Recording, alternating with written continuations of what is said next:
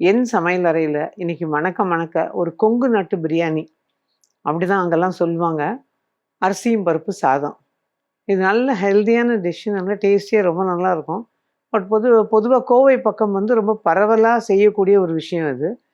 அதுலேயே சின்ன சின்ன சேஞ்சஸ் நிறைய வித்தியாசங்களோட பண்ணுறாங்க. பட் எனக்கு நான் பேசிக்காக கற்றுக்கிட்ட ஒரு விஷயம் தான் இன்றைக்கி உங்களோட பகிர்ந்துக்க போகிறேன். ஒரு டக்குன்னு ஒரு இன்னைக்கு எதுவும் நமக்கு வேலை இருக்குது, நம்மளால் கிச்சனில் ரொம்ப நேரம் நிற்க முடியாது அப்படின்னு நினைக்கிறவங்களுக்கு இது ஒரு வரப்பிரசாதம்னு சொல்லலாம். ஸோ விளையாட்டாக சொல்லுவாங்க, இது எங்கள் ஊர் பிரியாணி அப்படிம்பாங்க. நிஜமாவே அது அந்த மாதிரி தான் இருக்கும். பிரியாணிக்கு ஒரு மசாலா ஃப்ளேவர்னால் இது அதெல்லாம் எதுவும் இல்லாமல் ரொம்ப டேஸ்டியாக ரொம்ப நல்லாயிருக்கும். இது செய்யறதுக்கு முன்னாடி அதுக்கு என்னென்ன தேவைன்னு பார்த்துருவோம். அதுக்கப்புறம் அதை எப்படி பண்ணுறதுன்னு பார்க்கலாம். அரிசி பருப்பு சாதம் செய்ய தேவையான பொருட்கள்: அரிசி 1 கப் ஊற வைத்து கொள்ளவும், துவரம்பருப்பு 1/2 கப் வேக வைத்து கொள்ளவும், வெங்காயம் 1 மெல்லியதாக நறுக்கி கொள்ளவும், தக்காளி நன்கு பழுத்ததாக 2 துண்டுகளாக நறுக்கி கொள்ளவும், தேங்காய் துருவல் 2 டேபிள் ஸ்பூன், பூண்டு 5 பற்கள் நசுக்கி கொள்ளவும், மஞ்சள் தூள் 1/4 டீஸ்பூன், பச்சை மிளகாய் 3 கீறி கொள்ளவும், கருவேப்பிலை சிறிதளவு, பொடியாக நறுக்கிய மல்லித்தழை சிறிதளவு, நெய் 1 அல்லது 2 டேபிள் ஸ்பூன், கடுகு 1/2 டீஸ்பூன், உளுந்து 1 டீஸ்பூன், உப்பு ருசிக்கேற்ப, எண்ணெய் 2 டேபிள் ஸ்பூன். இப்போ இந்த தேவையான பொருள்லாம் பார்த்தோம் இல்லையா இந்த அரிசியும் பருப்பு சாதத்துக்கு. இதில் ஒரு விஷயம் என்னென்னா, பொதுவாக அவங்களாம் என்ன பண்ணுவாங்க, அந்த அரிசியும் பருப்பும் ஒன்றா கலந்து குக்கரில் வச்சு அப்படி தான் வேக வச்சு வைக்கிறது.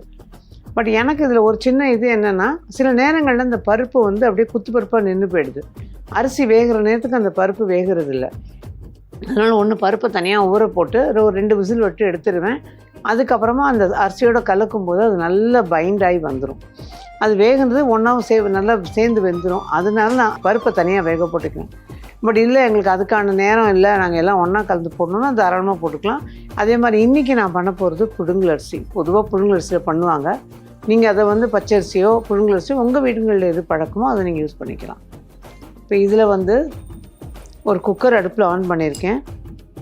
2 டேபிள் ஸ்பூன் அளவுக்கு எண்ணெய். ஏன்னா அந்த வெங்காயம் நமக்கு வதங்கணும். அதனால் ஒரு 2 டேபிள் ஸ்பூன் அளவுக்கு எண்ணெய் அதில் ஊற்றிடுங்க. இப்போ இது எண்ணெய் ஊற்றிருக்கோம் இல்லையா, அது காஞ்சிருக்கு. இதில் கடுகு 1/2 டீஸ்பூன் அல்லது 1 டீஸ்பூன், கொஞ்சம் நிறைய பிடிக்கும்னாலும் நீங்கள் போட்டுக்கிறது தப்பு இல்லை, போட்டுடலாம். உளுந்து, இந்த கடுகும் நல்லா பொரியணும். அது நான் ஒவ்வொரு தடவையும் சொல்கிறேன், கடுகு நல்லா பொரிஞ்சால் தான் அந்த டிஷ் நல்லாயிருக்கும்.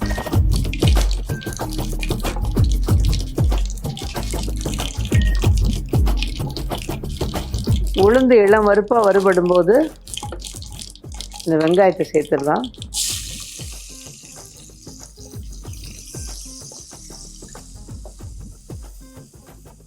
அதோட கீறி வச்சிருக்க பச்சை மிளகாய்,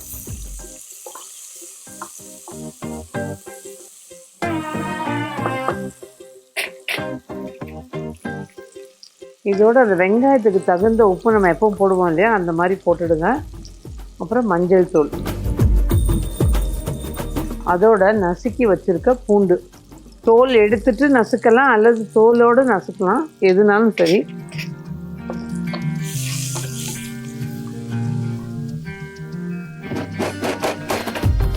சிலர் வேக வச்சுட்டு அதுக்கப்புறம் தாளிப்பாங்க. பட் பெரும்பாலும் இந்த மாதிரி ஒன்றா சேர்த்து தான் வதக்கி பண்ணிடுறது. பெரிய எலாபரேட் ப்ராசஸ் எல்லாம் கிடையாது. இது வந்து இப்படி வதக்கி அதை எடுத்து அது தனியாக பண்ணோம் அப்படிங்கிறதுனால இல்லை, ஈஸியாக பண்ணிடலாம். இது இப்போ லேசாக வதங்கி அந்த பூண்டோட பச்சை வாசனை போய் ஒரு நல்ல வதங்கின வாசனை வர ஆரம்பிக்கும். அது சீக்கிரமே வந்துடும், ஏன்னா வெறும் பூண்டுங்கிறதுனால. அதோட இப்போ நறுக்கி வச்சுருக்க தக்காளி, பெரிய தக்காளியாக இருந்தால் 1 எடுத்துக்கோங்க, சின்னதாக இருந்தால் 2 எடுத்துக்கோங்க.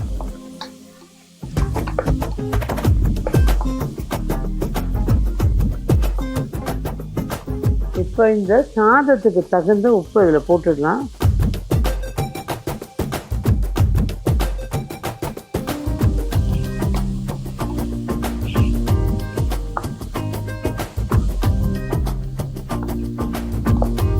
பருப்பு வேக வச்சு எடுக்கும்போது இந்த பருப்பு வேக வச்ச தண்ணியை நீங்கள் ரசத்துக்கு எடுத்துக்கலாம் அல்லது இதுலேயே அளந்து ஊற்றிடலாம். ஆனால் தண்ணி அளக்கும் போது நமக்கு 1க்கு 3 கப்பு தண்ணி, ஏன்னா புழுங்கல் அரிசிங்கிறதுனால அந்த 3 கப் தண்ணியில் வேக வச்ச தண்ணி, பருப்பு தண்ணி 1 கப்பு இருந்துச்சுன்னா மீதி சாதா தண்ணி 2 கப்பு ஊற்றிக்கணும். அவ்வளோதான். இப்போ லேசாக வதங்கியிருக்கு, அது போதும். அதோட கொத்தமல்லி லாஸ்ட்டில் போட கொஞ்சம் வச்சுக்கலாம், கொஞ்சம் கருவேப்பிலை.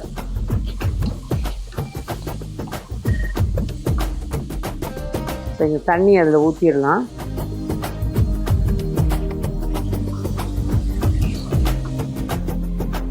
பருப்போடு வேக வச்ச தண்ணியும் இருந்திருக்கு. இதில் இன்னும் கொஞ்சம் பருப்பு, நம்ம மீதி பருப்பும் அதில் சேர்த்துக்கிறேன். நான் 2 கிண்ணமாக வச்சுருந்தேன், சேர்த்துக்கிறேன். நமக்கு இப்போ தேவையான தண்ணி அதில் ஊற்றிடலாம்.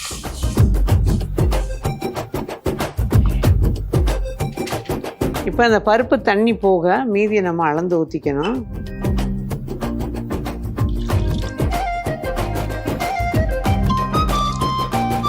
அவ்வளோதான். இப்போ நீங்கள் செக் பண்ணிக்கோங்க. உப்பு எப்போவுமே நம்ம சொல்கிறது தான், பிரியாணிக்கெல்லாம் கூட உப்பு சுருக்குன்னு தெரியணும்.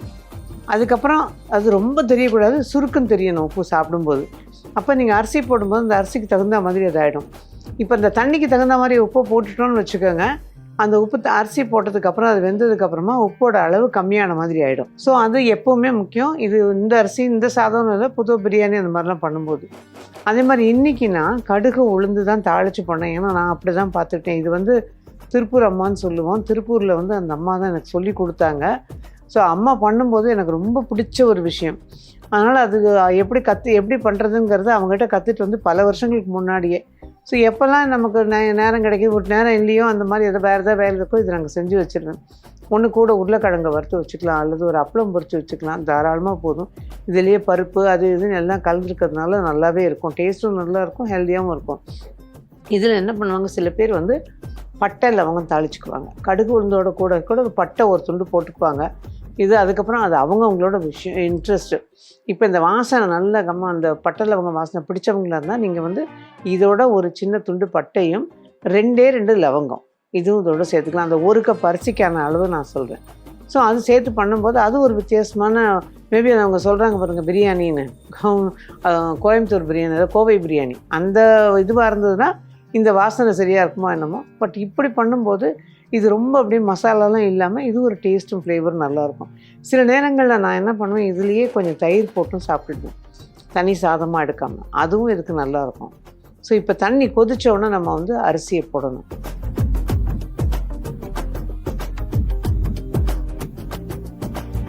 இப்போ நல்லா கொதிக்குது பாருங்கள். நம்ம ஊற வச்சுருக்க அரிசி நல்லா கழுவிட்டு ஊற வச்சுருக்கோம் இல்லையா, இது நான் புழுங்கல் சேர்த்துருக்கேன்.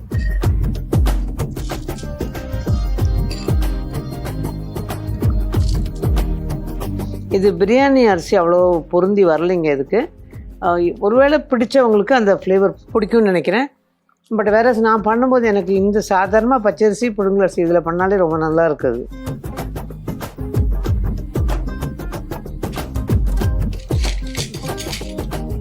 இதோட லாஸ்ட்டில் கொஞ்சம் ஊற்றிக்கலாம். இப்போ ஒரே ஒரு டீஸ்பூன் வேகும்போது ஊற்றுனீங்கன்னா ரொம்பவே நல்லாயிருக்கும். குக்கரை மூடி இப்போ ஸ்டீம் வந்தோன்னா நம்ம வெயிட் போட்டுக்கலாம். ஸோ ஸ்டீம் இப்போ தான் பாருங்கள், நல்ல அந்த ப்ரெஷரில் வெளியில் ஏதாவது அடைச்சிருந்தா கூட வெளியில் தள்ளிடும்.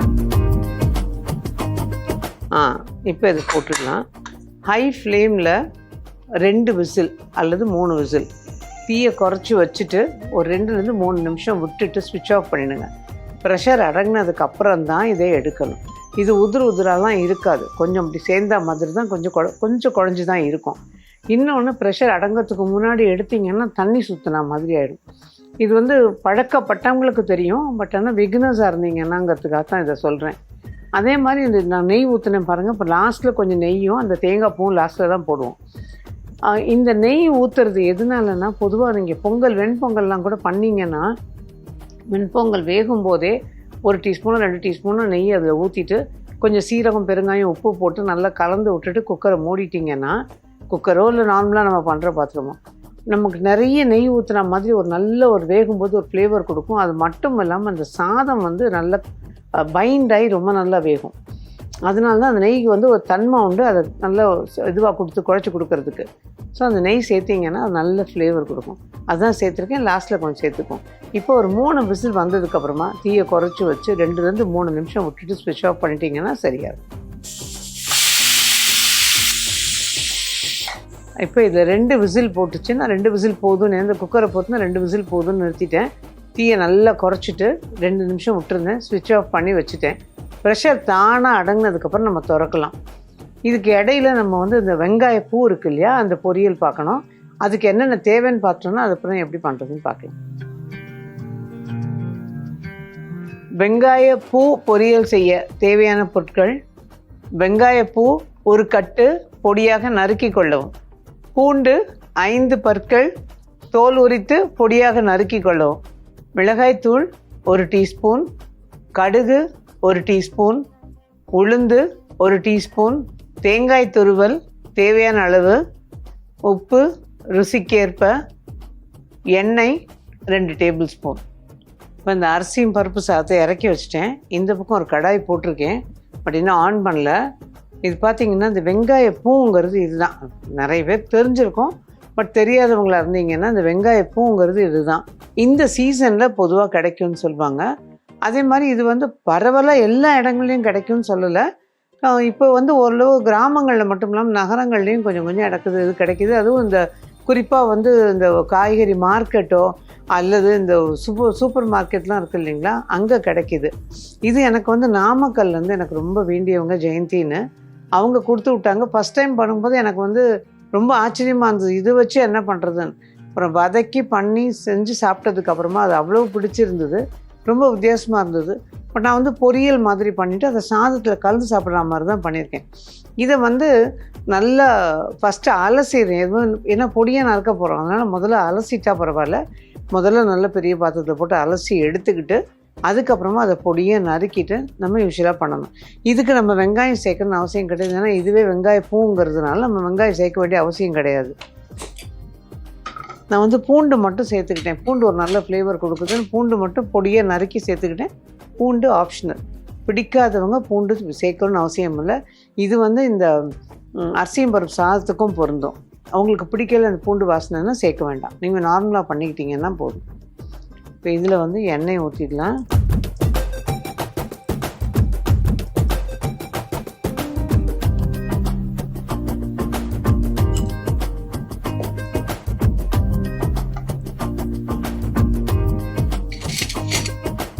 எண்ணெய் கொஞ்சம் காஞ்சதும் கடுகு, நல்ல ஒரு 1 டீஸ்பூன் அளவுக்கு கடுகு பொரியட்டும், வெயிட் பண்ணலாம்.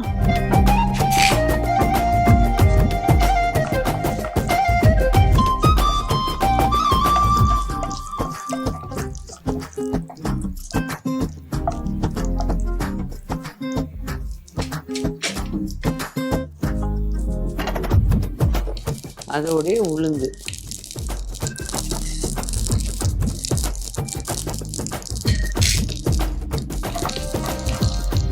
கடுகும் பொரிஞ்சு உளுந்தும் இளம் வறுப்பாக வறுபடணும். அது வறுபடும் போதே நம்ம அந்த பூண்டு பொடியை நறுக்கி வச்சுருக்கோம்ல, பூண்டு சேர்க்குறவங்களா இருந்தீங்கன்னா இந்த ஸ்டேஜில் பூண்டு சேர்த்துக்கோங்க.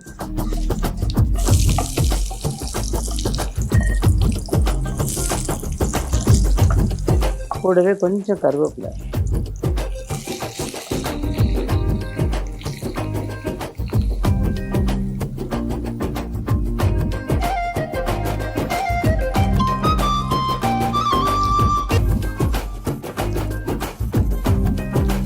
பொடியை நறுக்கி வச்சுருக்க வெங்காயப்பூ, அந்த பூவோடு சேர்த்து நம்ம நறுக்கிடணும். இந்த முனையில் பூ இருக்குது பாருங்கள், இந்த பூவோடு சேர்த்து நறுக்கிடலாம் நம்ம. இப்போ தீயை குறைச்சிட்டு நிதானமாக வச்சுடுங்க. ஏன்னா ரொம்ப ஹை ஃப்ளேமில் வேண்டாம். இதுவே லேசாக தண்ணி விடும், அதனால் தீயை நல்லா குறைச்சி வச்சு நம்ம வதக்கிடலாம். இதுக்கு தண்ணி ரொம்ப ஊற்றணும்னு இல்லை, லேசாக தெளித்து விட்டால் போதும். ஆக்சுவலாக ஊற்ற வேண்டாம்னு தான் சொன்னாங்க, பட் எனக்கு தெளிக்கும் போது கொஞ்சம் நல்லா இருந்த மாதிரி இருந்தது, அதனால் லேசாக தெளித்து விடுறேன் நான். காரத்துக்கு தகுந்த மிளகாய்த்தூள்,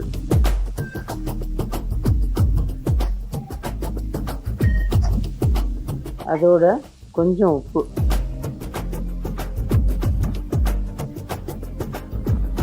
நான் இது செஞ்சுட்டு நல்லா சாதம் வடித்து சுட சுட சாதத்தில் துளியோண்டு நெய் விட்டு இதையும் கலந்து சாப்பிட்டோம்.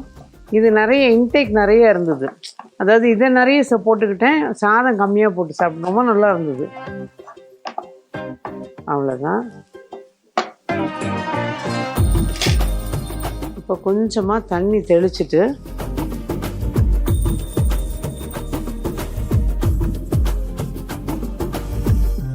அவ்வளோதான்.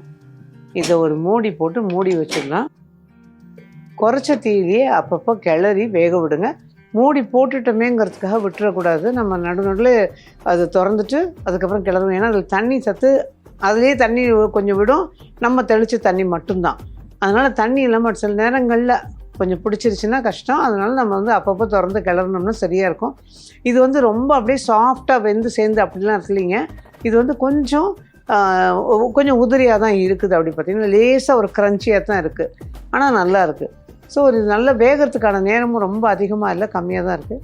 இது நல்லா கொஞ்சம் வெந்துடட்டும். வெந்ததுக்கப்புறம் மற்ற சாமான்லாம் அதை சேர்த்துக்கலாம், அப்போ பார்க்கலாம். ஸோ இது வெந்துட்டுருக்கு. நடுவில் மூடி வச்சோம் இல்லையா, இப்போ ஒரு தடவை திறந்து கிளறி விடலாம். இதில் சின்ன வேரியேஷன் பண்ணணும்னு நினச்சி ஒரு தடவை பண்ணேன், நல்லா இருந்தது. அதுவும் என்னென்னா, யூஸ்வலாக அந்த பொட்டுக்கடலை இருக்கு இல்லையா, உடச்ச கடலைன்னு சொல்லுவோமே, அது கொஞ்சோண்டு சோம்பு லேசாக வறுத்து அதில் வச்சு ரெண்டுத்தையும் மிக்சியில் நல்லா பொடி பண்ணிட்டேன்.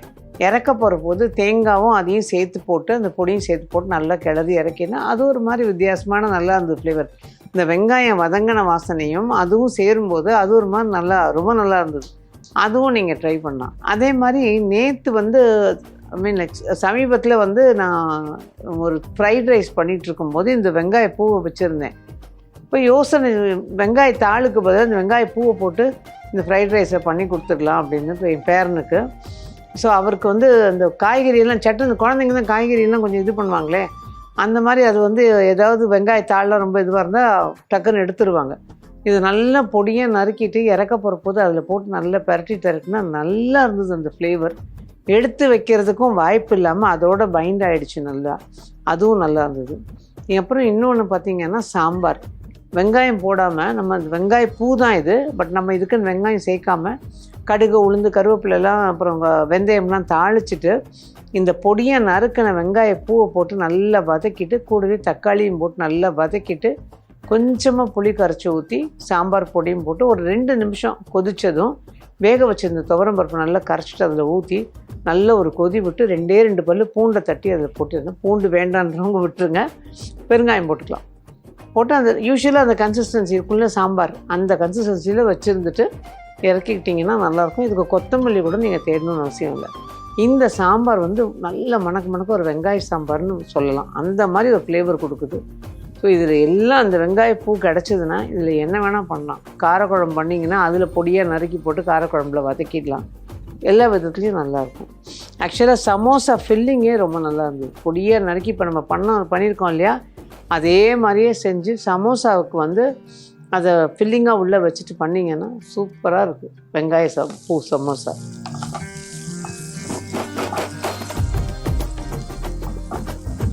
அவ்வளோதான். இன்னும் ஒரு நிமிஷம் அந்த மாதிரி வெந்துச்சுன்னா எடுத்துடலாம். எடுத்துட்டு நம்ம தேங்காய் பூவெல்லாம் போட்டுடலாம். ஆனால் தேங்காய் போட்டால் தாங்க அதுக்கு நல்லா இருக்கும். தேங்காய் இல்லாமல் நல்லா இல்லை, தேங்காய் போட்டால் தான் அந்த டேஸ்ட் நல்லா இருக்கும். இப்போ நல்லா வெந்தாச்சுன்னு அடுப்பு ஆஃப் பண்ணிவிட்டேன். அடுப்பு வச்சு ஆனில் வச்சுருந்து தான் நீங்கள் தேங்காய் பூ போடணுங்கிறதுல வெந்துருச்சுனாலே போதும். நம்ம அடுப்பு ஆஃப் பண்ணிவிட்டு தேங்காய் பூ துருவினதை போட்டுக்கலாம். இது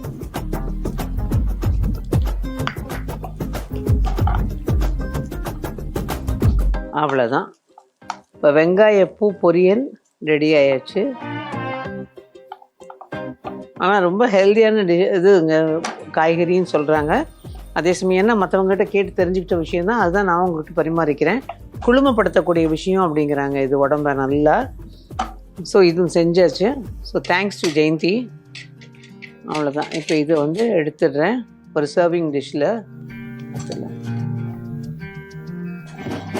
இது பார்த்தீங்கன்னா இந்த கலரே அப்பீலிங்காக இருக்கும், நல்லாயிருக்கும். யூஸ்வலாக ஆள் பாதி ஆடை பாதிங்கிற மாதிரி நம்ம வந்து சமைக்கிற பொருள் ஒரு அந்த வித்தியாசமான மெனுவாக இருந்தாலும் அது பார்க்குறதுக்கு கண்ணை பறிக்கணும், நல்லா இருக்கணும். அந்த வகையில் இந்த வெங்காயப்பூ வந்து கலர் நல்லா இருக்குங்க. அவ்வளோதான்.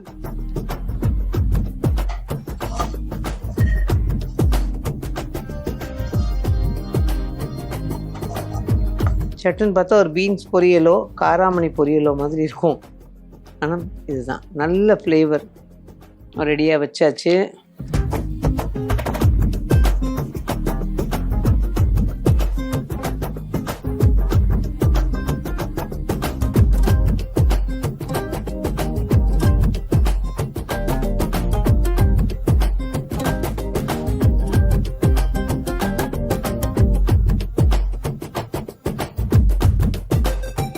வெங்காயப்பூ பொரியலுக்கு ஒரு சின்ன ரீகேப். வெங்காயத்தால் நல்லா அரிசி பொடியாக நறுக்கி எடுத்து வச்சுக்கணும். ஒரு கடாயில் எண்ணெயை ஊற்றி காய வச்சு காஞ்சதும் கடுகு உளுந்து தாளிச்சிட்டு அதுக்கப்புறம் பொடியாக நறுக்கின பூண்டை போட்டுடணும். பூண்டு நல்லா வதங்கினோடனே கொஞ்சம் கருவேப்பிலையும் போட்டுட்டு நறுக்கி வச்சுருக்க வெங்காய பூவையும் போட்டு நல்லா ஒரு பெரட்டிட்டு அதில் கொஞ்சமாக மிளகாய்த்தூள் உப்பு அதையும் சேர்த்து நல்லா கொஞ்சம் பெரட்டிட்டு அதுக்கப்புறமா கொஞ்சமாக தண்ணியை தெளித்து தீயை குறைச்சி மூடியை போட்டு நல்லா வேக விட்டுறணும். நல்லா வெந்ததுக்கப்புறமா இந்த மூடியை எடுத்துட்டு அதில் கொஞ்சமாக தேங்காய் துருவலையும் போட்டு நல்லா கிளறி இறக்கணும். அப்படின்னா வெங்காயப்பூ பொரியல் தயார். இந்த வெங்காயப்பூ பொரியல் பண்ணி எடுத்து வச்சாச்சு. இப்போ இந்த சாதம் ப்ரெஷர் அடங்கியிருக்கு இல்லையா, இப்போ பார்த்துக்கலாம்.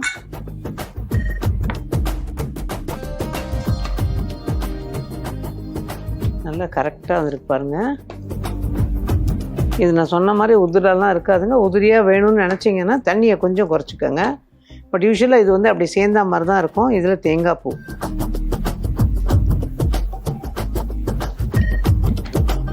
நெய்,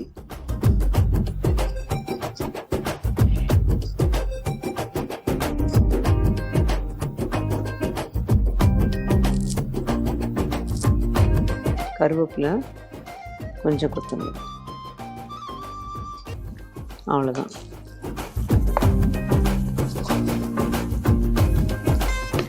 இது ஆக்சுவலாக நான் முதல்ல ஷெஃப் ஜேக்கப்னு அவங்க இல்லை இப்போது. அந்த தம்பி தான் எனக்கு முதல்ல சொன்னது வந்து, அதாவது இந்த நான் கற்றுக்கிட்டதுக்கப்புறம் திரும்ப வந்து இந்த அரிசியும் பருப்பு சாதத்தை கொஞ்சம் வித்தியாசமாக சொல்லி கொடுத்தாங்க. அது வந்து ரொம்ப இன்டீரியர் கோயம்புத்தூர் பக்கம் போய் பொடி போட்டு பண்ணுறது அப்படின்னு. ஸோ அது ஒரு மாதிரி. பட் இது ரொம்ப சிம்பிளாக ரொம்ப நல்லாயிருக்கும். அதே சமயம் அது வந்து ஒரு வித்தியாசமான ஃப்ளேவரோடு இருக்கும். சந்தர்ப்பம் கிடைக்கும்போது அதையும் உங்களோட பகிர்ந்துக்கிறேன். அவ்வளோதான். இப்போ கோவை பிரியாணின்னு சொல்கிற அரிசியும் பருப்பு சாதம் எப்படி பண்ணுறதுன்னு பார்த்தோம். இது இப்போ பிளேட்டிங் பண்ணிடலாம்.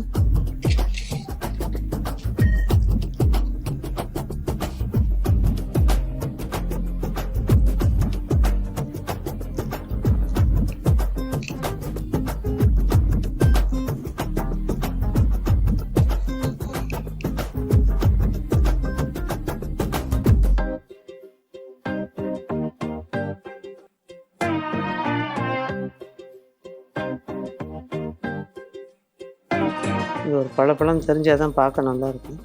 அவ்வளோதான்.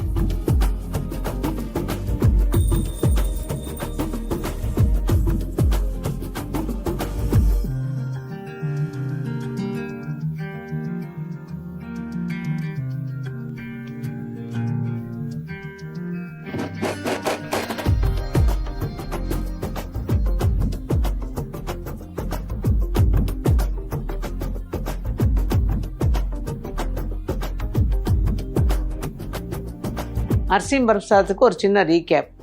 துவரம் பருப்பை வேக வச்சு எடுத்து வச்சுக்கணும். அரிசியை ஊற வச்சு வச்சுக்கோங்க. ஒரு குக்கரை அடுப்பில் காய வச்சு எண்ணெய் விட்டு எண்ணெய் காஞ்சதும் கடுகு உளுந்து தாளிச்சிட்டு அதுக்கப்புறமா வெங்காயமும் பச்சை மிளகாயும் சேர்த்துருங்க. ஒரு சிட்டிகை உப்பு சேர்த்துருங்க. இந்த வெங்காயம் பச்சை மிளகாய் கொஞ்சம் வதங்கினோம்னா நசுக்கி வச்சுருக்க பூண்டையும் சேர்த்து தேவையான மஞ்சள் பொடியும் அதோட கருவேப்பிலையும் சேர்த்து வதக்கிட்டு அதோட தக்காளியும் சேர்த்து எல்லாம் நல்லா வதக்கிட்டு இந்த பருப்பு தண்ணி அதுக்கப்புறம் தேவையான அளவு தண்ணி இதையும் ஊற்றி அதுவும் எல்லாம் சேர்ந்து நல்லா கொதிக்கும் பொழுது அரிசியும் சேர்த்துட்டு அதோட கொஞ்சமாக கருவேப்பிலை கொத்தமல்லியும் சேர்த்து மூடி போட்டு 2 விசில் வந்ததுக்கப்புறம் தீயை குறைச்சி வச்சு 2 நிமிஷம் கழிச்சு ஸ்விட்ச் ஆஃப் பண்ணிடுங்க. ப்ரெஷர் அடங்கினதுக்கப்புறமா திறந்து தேங்காய் பூவும் கொஞ்சம் நெய்யும் விட்டு கருவேப்பிலை கொத்தமல்லி போட்டு நல்லா கிளறி எடுத்தோம் அப்படின்னா அரிசியும் பருப்பு சாதம் தயார். இப்போ இந்த அரிசியும் பருப்பு சாதம் பண்ணி ரெடியாக எடுத்து வச்சாச்சு. கோயம்புத்தூர் ஸ்பெஷல் இது. நான் கற்றுக்கிட்ட விதத்தை உங்களோட பகிர்ந்துட்டுருக்கேன். கூடவே இந்த வெங்காயத்தாள் இது பற்றியும் பார்த்தீங்கன்னா ஆக்சுவலாக நாமக்கல்லேருந்து எனக்கு வந்த ஒரு விஷயம். பட் இங்கேயும் கிடைக்குதுங்கிறதுனால தான் இது இன்றைக்கி, அதாவது இங்கே அப்படிங்கிற போது சென்னையிலேருந்து பல ஊர்களில் கிடைக்கிது. ஸோ நீங்கள் எங்கே கிடைச்சாலும் அதை வாங்கி இந்த மாதிரியும் ட்ரை பண்ணி பாருங்கள். ஆக்சுவலாக இதுவும் ரொம்ப நல்லாயிருக்கும். வெள்ளை சாதத்தோடு கொஞ்சம் நெய் விட்டு இந்த வெங்காயப்பூ பொரியலை கலந்து சாப்பிட்டீங்கன்னா எக்ஸலண்ட்டாக இருக்கும். இதுக்கும் தொட்டுக்கிட்டு நீங்கள் சாப்பிட்லாம். ஸோ இந்த 2 டிஷ்ஷும் நீங்கள் ட்ரை பண்ணி பார்த்து எப்படி இருந்ததுன்னு உங்களோட வேல்யூபிள் கமெண்ட்ஸை கொடுங்க. மீண்டும் இதே மாதிரி இன்னும் ஒரு பதிவில் உங்களை சந்திக்கும் வரை நன்றி, வணக்கம்.